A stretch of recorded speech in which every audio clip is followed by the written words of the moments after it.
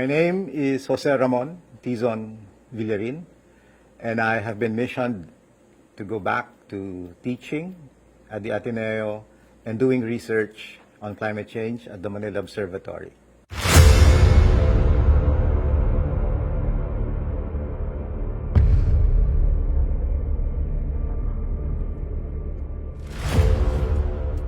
We are seeing right before our very eyes the degradation of our environment, of our common home. Pope Francis himself has already sounded the alarm for us as well in his encyclical Laudato Si. The damages that we have wrought are worrisome, especially when it comes to climate change. What we are seeing is a catastrophe actually that's looming on the horizon if we do not do anything right now. The challenge, and it's a difficult challenge, it's also an ambitious challenge, is to bring down our carbon emissions from about 51 billion tons a year to zero by mid-century, by 2050. That is not easy.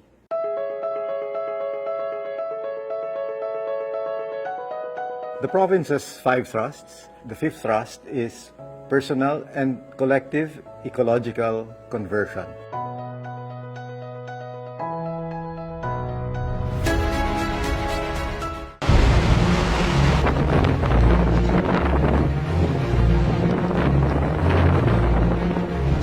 The potential destruction of this planet, of our common home, that risk is real. It is no longer just a theoretical picture that scientists have painted. We are seeing these impacts even now. All these effects, these physical effects, will actually affect our health. Hunger will worsen in a globally warmer world. Public health. We face the degradation of our land and sea ecosystems and greater social inequality.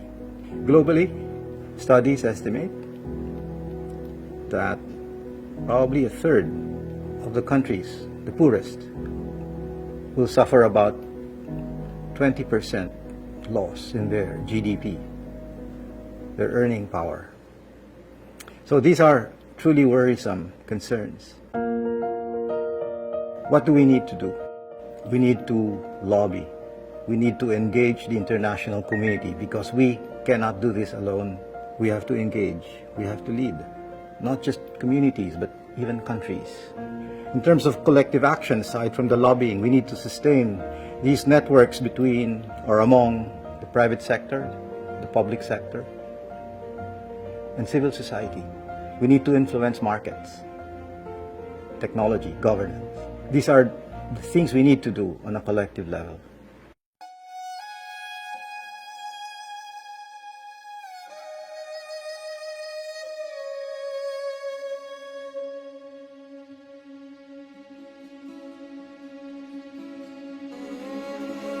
On a personal level, we need to look at ourselves because this crisis is more than just a physical, environmental crisis. It is a spiritual crisis.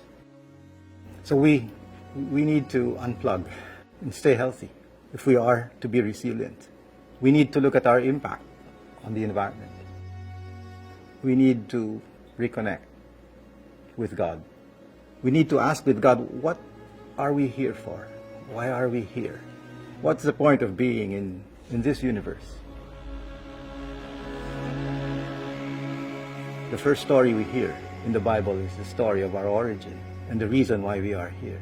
We are told that we were placed in a garden and we were told to take care of this garden. This garden is not perfect. This garden is unfinished. The reason we are here, the reason we are created in God's image and likeness, is to tend this garden, to protect this garden to a fullness that God had always meant for it. And the fullness of this garden, this home, will also be our fullness, will be our meaning. And so we need to go back. We need to reconnect with our roots.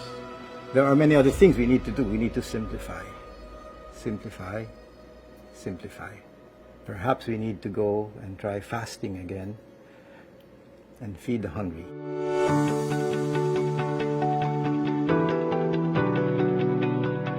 We have a short runway.